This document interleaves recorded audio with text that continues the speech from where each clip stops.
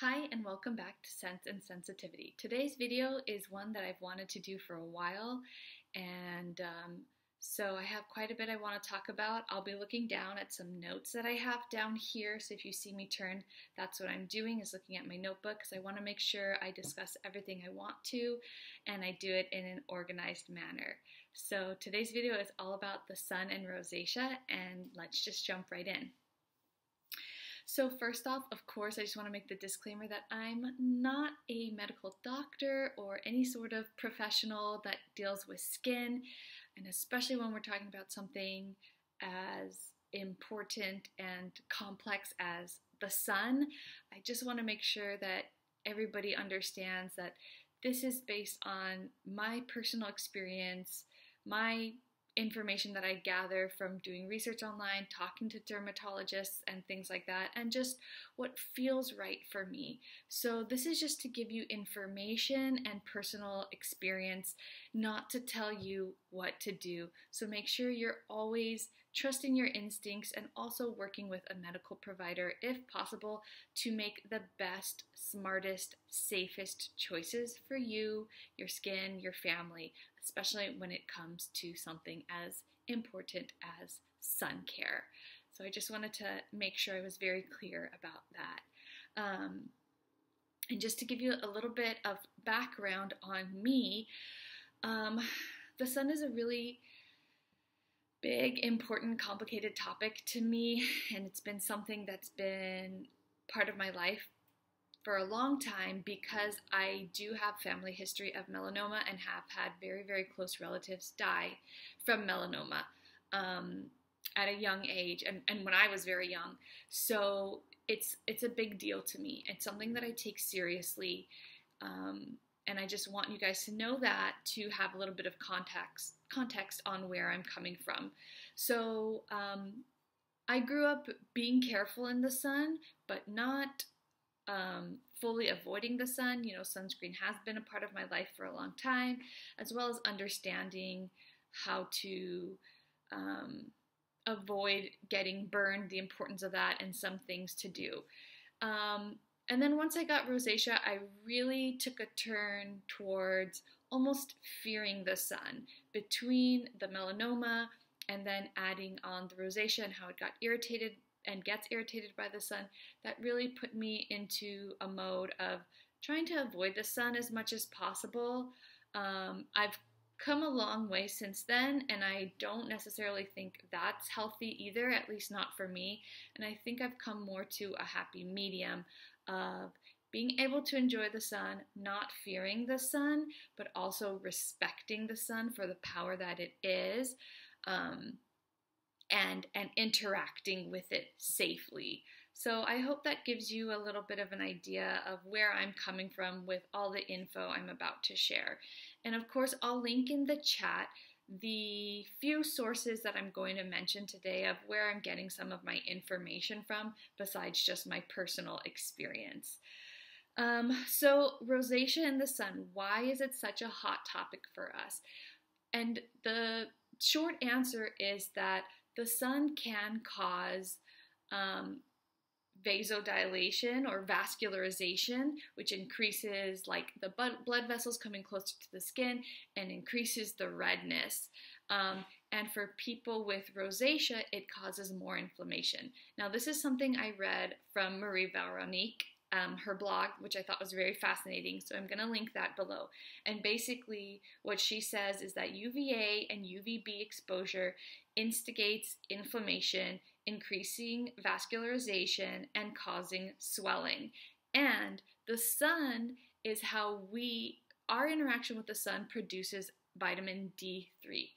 But in people with rosacea, that triggers something called cathelicidin, or for everybody that triggers the production of cathelicidin, but for people with rosacea, that causes an increased inflammation. So a natural and important and necessary function, which is our skin interacting with the sun, creating D3, which creates other things in the body like cathelicidin, is normal, and all people do that, and that's very, very important, and that's part of why we need to have some sun exposure. But when you have rosacea, that cathelicidin causes more inflammation than in a person without rosacea. And that's where some of the trouble comes from for us. So all of that to say, basically, when we interact with the sun, our body's response is maybe over excessive or overly aggressive rather than what a person without rosacea's response to the sun would be. And so we have a heightened response of redness, of swelling, and of inflammation, which is what any sort of trigger does with rosacea, right? So that's sort of the issue with the sun. Okay? So, and if anybody out there, I'm sure most, if not all of you, have experienced being out in the sun for an extended period of time or on a really hot day and feeling like your rosacea is flushing and your cheeks are really hot and even can feel like swelling or puffy. I know I do. So that's kind of what's going on there. And so we need to be extra well informed about our choices working with the sun. So here are some of my tips.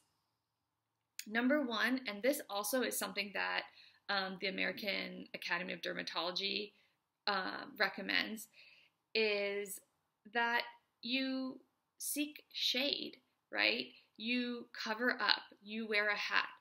And I want this to be my number one tip instead of wear sunscreen, because this, to me, is the first thing you should be doing, which is making sure you're wearing a hat, covering up with clothing if necessary, but definitely a hat to cover the face, a wide-brimmed hat preferably, and seeking shade when it's hot or when you're starting to get hot.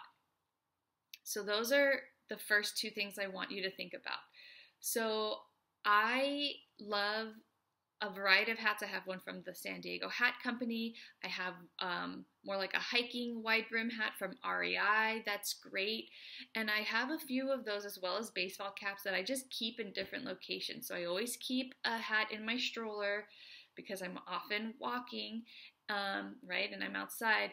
And then I always keep a hat in my car because I never know if I'm going to do something where I end up being outside for longer and it gets really sunny. And then I have a couple hats around the house to choose from. But basically my point in that is I try to never be leaving my house without a hat available, because in my experience, it helps a lot to have that actual physical cover. Okay? Number two is to, when possible, avoid the most intense hours of heat during the day, which are typically said to be between the hours of 10 a.m. and 4 p.m. So I remember growing up, it was 10 to 2, 10 to 2. That's what I was always told. But I looked it up, and what I'm reading now is 10 to 4, so I guess it's been extended. But those are the times of day when the heat and the power of the UVA and UVB rays is the strongest from the sun, and so you're going to get the most intense effect from them. So if you can avoid the sun, and that doesn't mean, hide in a dark hole, but try not to go lay out in the sun or be outside during those hours for an extended period of time. And if you need to be, you're hiking, you're at the beach, you're going on a hike with your family, then, revert to number one of seeking shade where possible. So walk on the shady side of the street or sit under an umbrella at the beach and cover up, wear a hat, okay? Number three, we come to SPF, sunscreen.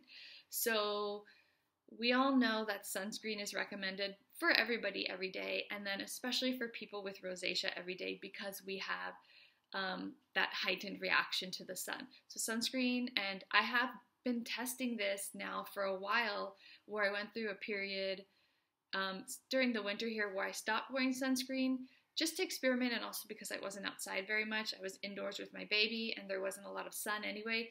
And over time I did notice more irritation and redness. So I went back to wearing my zinc sunblock every day, and it's helped my skin calm down a lot. So I do, just from my personal experience, think it's really important to wear sunscreen every day, even for incidental sun exposure or working next to a window. So what type of sunscreen should you use? I use mineral sunscreens.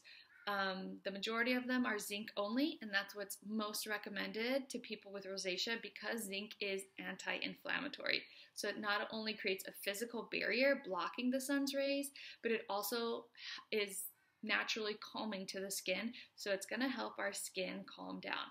You can also find some formulations that are zinc and titanium dioxide, and that's fine too. There are some mineral sunscreens, and I know La Roche-Posay makes one that's just titanium dioxide. And unless you already know you love that sunscreen and it's your ride or die, I would not recommend that one because from my understanding, you want to try and get that zinc in there for its superior sun blocking properties and for that anti-inflammatory benefit that titanium dioxide doesn't provide the same way. So make sure you're reading. Just because the bottle says all mineral doesn't mean it has zinc. So read the ingredients on the back and make sure you're getting a blend, if not zinc only. But what about chemical sunscreens? They are generally talked about less and recommended less for people with rosacea. And I know that they irritate me, and I also don't like that some of them have been proven to be harmful to coral reefs and ocean life. So for all of those reasons, I avoid them. But I have read on like the Reddit rosacea community about certain people who can't tolerate mineral sunscreens because of the thick, heavy, occlusive nature of them. And that's their nature. They're a mineral creating a barrier on your skin. And for some of us, that clogging heaviness can trigger our rosacea. So we're kind of, catch-22 situation here. So I have heard about some people who do really, really well with chemical sunscreens or chemical mineral blends. And that's just something that you're going to have to try out for yourself. I know the one that's the most beloved of all time, maybe, is the Elta MD UV Clear. And I believe that is a blend of chemical and physical. I haven't looked at the ingredients recently to know if it's one of the ones that is harmful to coral reefs and ocean life, so I would look into that. We want to be conscientious about our entire connection to the world, but I hear really good things from people with rosacea on that all the time. So if all mineral sunscreens haven't been working for you, you might check out the Elta MD UV Clear and see if that blend does work. I know they say it is for rosacea prone skin, so in their creation of it, they were thinking about us. So, caveat with chemical sunscreen. You've probably heard about the necessity of reapplying sunscreen every 2 hours. That's not really true with mineral sunscreen unless you're sweating excessively or swimming. So if you're just going about a normal day, taking a walk, going to work, whatever, you can apply your mineral sunscreen in the morning and feel confident that it is providing some protection throughout the day. Why? Because the minerals don't degrade with sun exposure, and that's a big difference between mineral and chemical sunscreens. The chemical sunscreens, because instead of creating a barrier that reflects and blocks the rays, they absorb rays, and I don't understand the science enough, but they absorb the rays and somehow protect your skin that way. But they degrade over time. So that's why they recommend 2 hours after applying to reapply, because if you're using a chemical sunscreen within those 2 hours, if you're getting significant sun exposure, it might have degraded the functionality of the chemical filters to the point that they're not really going to do their job anymore. So keep that in mind. One solution, because I think most of us, if we're just having a normal day, can't stop work in the middle of the day and reapply sunscreen. Plus, if you did your makeup or anything like that, it feels uncomfortable, doesn't make sense. If you apply chemical sunscreen, you could get a powder with sunblocks in it. There's a lot now. Supergoop, Ilia, Jane Iredale, Bare Minerals, they all have sunscreen protection in them. So you could do that. Apply your chemical sunscreen in the morning, and then partway through the day, just go to the bathroom or whatever and dust some of that mineral sunblock powder on top to add a little boost. Okay, but with that, we're going back to wearing a hat. Don't do that and just be like, I'm good, I can go take a hike for 3 hours this afternoon, right? Wear a hat. Don't let sunscreen give you a false sense of security. It can't be your end-all, be-all, only line of defense for interacting with the sun. But I just wanted to make sure I made that point about reapplying sunscreen too. And like I just said, why I wanted applying SPF to be my third tip behind seeking shade and wearing hats and avoiding the sun 10 to 4 is because it can give us a false sense of security. I think we have grown to think you apply the sunblock, you're good. You can do whatever you want, go out in the sun all day. That's not really how it works. And I think for myriad reasons, the sun is just more complex than just, bombarding our skin with rays, and as long as we wear sunblock, we're good. You can get overly tired, overheated, dehydrated, and sunblock is not perfect. Not only is it not perfect because it can break down depending on the actual type of filter, but did we apply enough? Did we miss a spot? All of these things. So I just don't recommend thinking you put the sunblock on, you're good to go, do whatever you want. The sun is just not a factor in your life anymore. Always be conscientious. Always be thinking about the sun. Are you overheating? Do you feel hot? Do you feel tired? Are you sweating?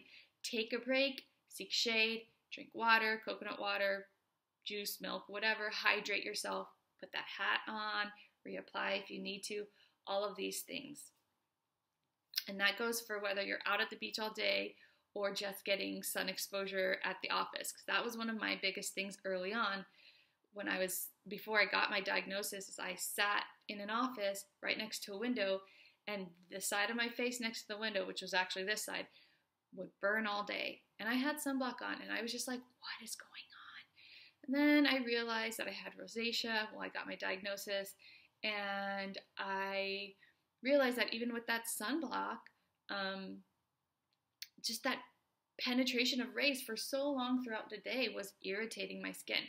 So what I did was, if the sun was really powerful, I just closed the shade.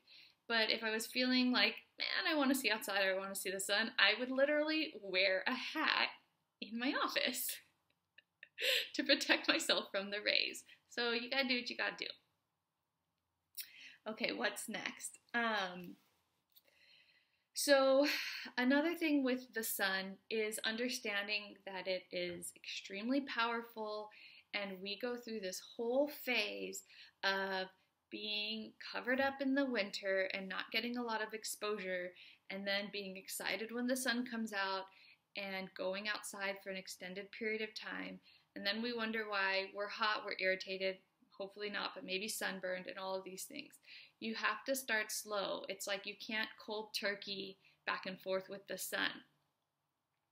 So one thought is to start exposing yourself to the sun incrementally from early spring, whenever the sun starts coming out in your part of the world. So exposing a little bit of skin to the sun, a couple of minutes, 2-3 minutes a day, 5 minutes a day, 6, 7, 10, 15.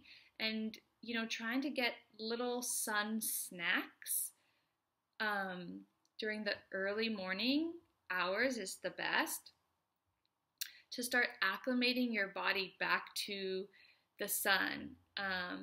Now, this is something that I've read from Nadine Artemis of Living Libations, and also from Andreas Moritz, his book, Heal Yourself with Sunlight. So these people are big proponents of the sun and how important it is for vitamin D3 production and immunity, health boosting measures.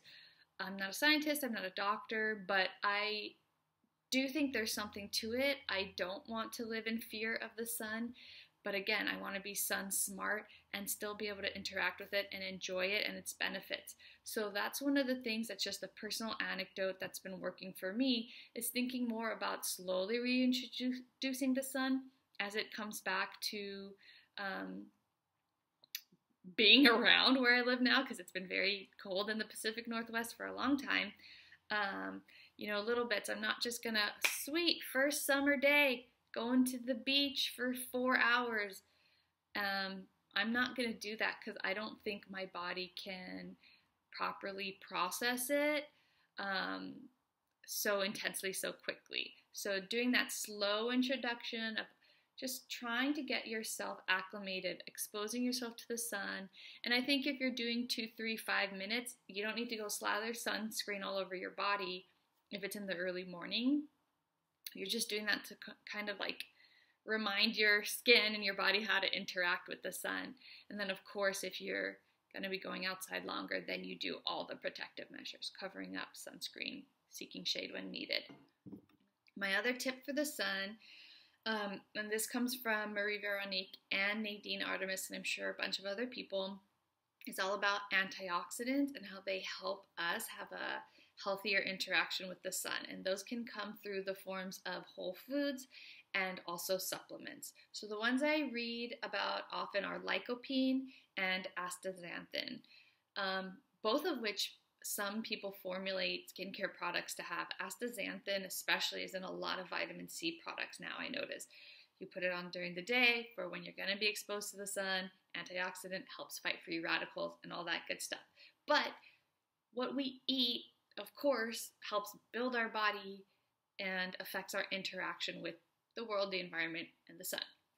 So foods that can help, that are antioxidants, that have lots of antioxidants and are anti-inflammatory, are things like berries, melon, tomato, green tea, turmeric, and cacao, or like dark chocolate. And you'll notice that most of those are things that naturally grow in the summer. So it kind of makes sense. Nature is extremely intelligent. We wouldn't be here if it wasn't, right? There's a bigger plan here. So summertime, these foods grow. We need to eat them to help our bodies safely interact with the sun. Watermelon, strawberries, raspberries, blackberries, all sorts of tomatoes. So just think about incorporating those into your diet if you enjoy them and you digest them okay, because some of us have all the digestive stuff going on too. So of course, don't force yourself to eat something that doesn't sit well, or you can seek out high quality supplements for some of these. But those might be able to help you, help your skin respond to the sun better. The last thought, and this comes from Nadine Artemis, and I didn't know this, and I need to do more research into it, but she discusses a lot about how healthy the sun is for our eyes, and how not only does it help with our vision, but also the sun, or the eyes absorbing some of the sun, helps with the body's synthesis of that D3. And so her recommendation is to not always be wearing sunglasses. Of course, there are times when you need them, like driving, or when you're in intense sun, or you're in the snow on a sunny day, or the desert, where you're getting a lot of that reflective light. But that's something I've been experimenting with for about a year now, or maybe longer, especially when I've got a hat on. It's casting shade. So I don't always reach for my sunglasses, and I just allow my eyes to look at the colors in nature under the sunlight without those lenses interfering. Now, that doesn't necessarily have anything to do with rosacea. I just think that's really interesting and some food for thought. So big picture for rosacea, what I would say is, don't let sunscreen give you a false sense of security. Find one that works for you, but it's only one step in your line of defense. more importantly, is avoiding the sun during the most potent hours where possible, and always covering up, wearing a hat, if not also sun protective clothing, and seeking shade where necessary as part of your arsenal. All right, so lastly, let's talk about products. I'll talk about SPF products that I like and use, and then of course, like I said, one that I've never tried but that gets discussed a lot and is well loved by many people with rosacea is the Elta MD UV Clear, which is a chemical mineral blend. And a lot of people find that one to be lightweight, doesn't break them out, doesn't feel heavy. So that might be one to try if you haven't had success with all mineral sunscreens. And remember, we always want to look out for zinc oxide. It's one of the ingredients in a mineral sunscreen, not just titanium dioxide. So if you've watched my videos before, you know that I really like this Skinmedica. It's the Mineral Shield, and this is the tinted one. It's got both titanium and zinc, and I just really like it. I think it's not orangey, the tint. It's more neutral, and so I really like that about it. It's moisturizing, but doesn't feel heavy to me, and it doesn't leave you super shiny. So I think this is a great one for every day. More recently, I've just become more and more obsessed with Pipette, and this is the best deal in town. I think this is $8, might be $14, but they're always doing sales, so you can buy one, get one free, and all kinds of stuff. So it's so good. Pipette Mineral Sunscreen Broad Spectrum SPF 50, fragrance free, zinc oxide only. This is baby sunscreen, but it gets a lot of love because it rubs in pretty sheer, and I'll show you. I've been, for a while there, I was using it, so see, you can see some of that, but watch. It's a little sticky. I find it a little bit heavy. It is moisturizing, but what I've found to make it work for me better is to not do any moisturizing or anything in the morning. Just rinse my face with water and then put this directly on. So it's kind of like my moisturizer and my sunscreen in one, and that's helped my skin a lot with feeling like it's not as heavy.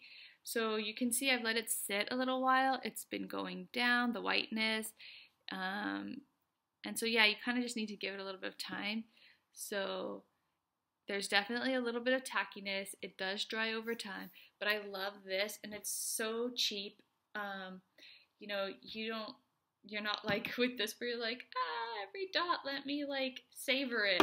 This one, you can just go to town on your face, your neck, back of your neck, your ear, shoulders, everywhere. And you can use it all over your body for just day to day. I use it on my son, no reactions, no problems. So I'm really, really, really loving this. I like a lot of Pipette's products. So my typical day-to-day, what I'm doing now is this, and then a couple of drops of the Ilia Super Serum Skin Tint SPF 40 on top to give a little bit of color correction. And I'm loving that blend. I let this sink in for a few minutes before I put this on top, and just a couple of drops. If I use too many, because these are both kind of rich, oily-ish products, it doesn't sit right. So if you need more color correction, or you want more color correction, then I would use a concealer or something else instead. But this, for like a sheer wash that I mostly focus here and here, does really well over this when applied lightly. And again, for me, that secret is not moisturizing in the morning, rinsing with water and going straight in with this as my combo product. So those are kind of my day-to-days. I also have, and what I like about those is they're not waterproof. I have this thing about not wanting to wear waterproof sunscreen for day-to-day because it's harder to take off, which means you're spending more time cleansing, which is irritating in itself. And so these are all non-waterproof and pretty easy to get off with, you know, an oil cleanser or a gentle gel cleanser. For waterproof, I like a more moussey textured one. because I find that most waterproof sunscreens are really heavy and sticky and hard to rub in, and that's where the heaviness of mineral sunscreen starts negatively affecting my rosacea. And I can just feel it on my skin, and it's getting irritated, and I don't feel comfortable, and I feel hot and sweating and all that. So I like to get moussey ones, which means they have a lot of silicones in them. But I don't seem to react badly to silicones, so for waterproof stuff, that's fine. So this summer, I'm using MD Solar Sciences BB Cream, shade Light. This has niacinamide in it, but as I've said in the past few videos, I seem to be interacting okay with that these days in these small amounts, like using this or just using this. And I bought this one because it was on sale at Target, so it was a good deal. But I love these because, and by these I mean these moussey ones, because they just rub into the skin so easily. And this one's tinted, it's really nice. It goes like that, and it just feels like nothing. Honestly, it feels like nothing. It's gone already.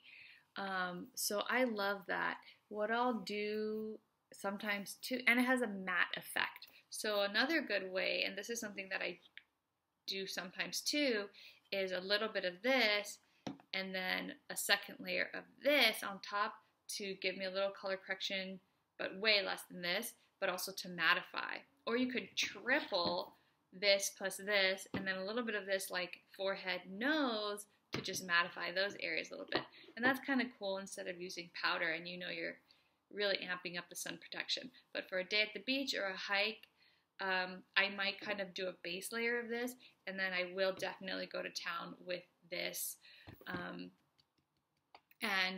And it's easier to reapply too because it's so lightweight, so that's what I really like about these more moussey textured ones. The other one that I've loved and used for a long time is the Supergoop mineral one like this that's very, very lightweight and mattifying. So that one's great. That was what I started using when I first got my diagnosis of rosacea and was like, what is happening? And it never irritated me. So that would be my tip for waterproof sunscreen is look for a mineral, or just in general, if you're not doing well with mineral sunscreen so far, try one that's a more moussey consistency or mattifying consistency, and see if that helps it not feel so heavy and cloying. Okay, so other than that, for body waterproof sunscreens, I've been using this La Roche-Posay and Thelios Mineral, and this is thick, so I would not want to use this on my face. They claim that it rubs in clear and all that. I don't find that to be true, and I don't have very dark skin, so I will not buy this again, but it's okay to use on the body and on my baby. You know, I know it's for super sensitive skin and for babies, so I'm going to use it up because I'm not going to waste it, but I'm not loving this. In the past, I've loved the MD Solar Sciences has like a face and body that's a way bigger bottle that's mineral and again has that moussey texture, and my whole family loves that one. So that's a really good one. I know Derm Store sells it. Sometimes Costco has it, and one time they were doing a clearance and I got like 4 bottles for $4 each, and that was the best day ever, but I haven't seen that in a while. But look out for that if you do go to places like Costco, because sometimes in the summer they have things like that. But I really do like this MD Solar Sciences brand for their sunblocks. They're very lightweight and they're made for sensitive skin, and they have zinc oxide in them. So that is basically all, and that's a super long video, I know, but this is a complex topic, and especially for those of us with rosacea, and you can't avoid the sun, and I don't want anybody to be afraid of the sun. I think we all just need to continue to educate ourselves and interact wisely with the sun, find the balance for us. I feel like I'm at a point where I can enjoy being outdoors with my son in the heat of summer, and I just know when I'm getting to that point of like, oh, my cheeks are feeling really hot, I need to go take a break, put a cool towel on my neck, drink some water, go in the shade, always, always, always have my hat on, always, always, always have my sunblock on, and yeah, take it seriously, but also enjoy the amazingness and how good the sun can feel in the right dosage. So Comment below with any thoughts, questions, recommendations. I so look forward to reading all your comments. And thank you so much again for watching. Stay tuned for more content from Sense and Sensitivity. Bye for now.